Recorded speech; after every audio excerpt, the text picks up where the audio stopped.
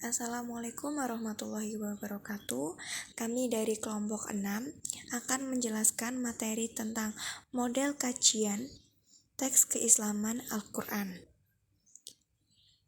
Kelompok kami beranggotakan 1. Khomisah Wulandari, NIM 4221143, Maulina Febrianti 4221123, dan Miftah Konsista NIM 4221124. Langsung saja untuk pemaparan materinya.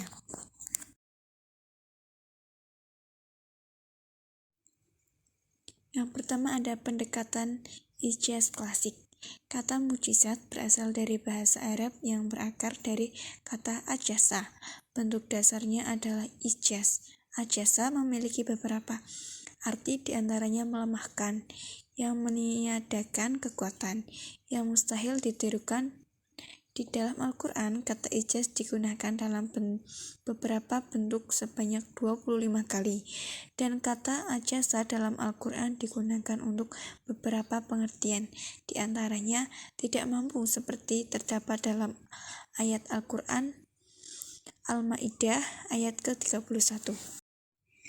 Yang kedua ada pendekatan sastra modern. Pada masa modern, pendekatan kesusastraan terhadap Al-Quran juga berkembang, bahkan lebih kompleks dari yang sudah ada.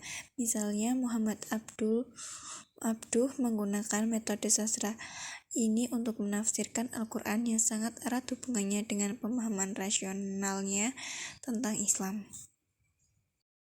Yang selanjutnya ada tajdid.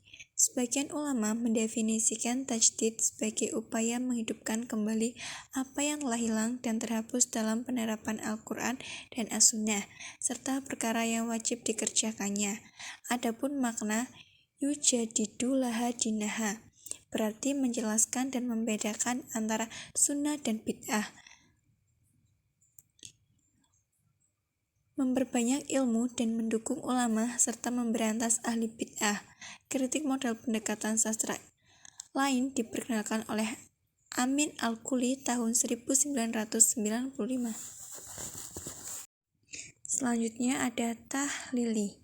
Maksud tafsir tahlili atau ijmali atau juz'i adalah metode kajian Al-Quran dengan menganalisis secara kronologis dan memaparkan berbagai aspek yang terkandung dalam ayat-ayat Al-Quran sesuai dengan urutan bacaan yang terdapat dalam urutan mushaf Utsmani.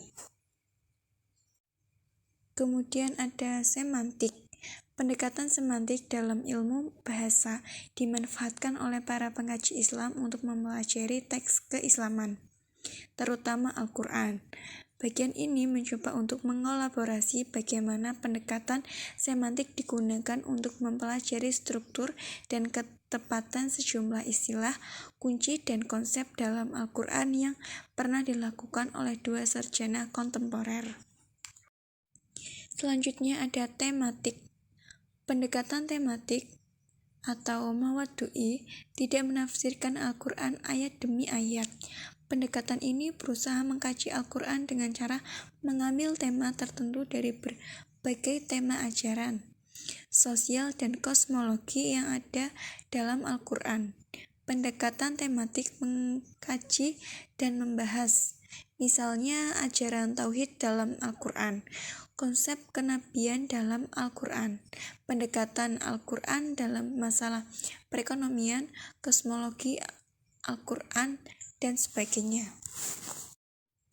Pendekatan tematik ada dua, yaitu tematik berdasarkan surat Al-Quran dan tematik subjek.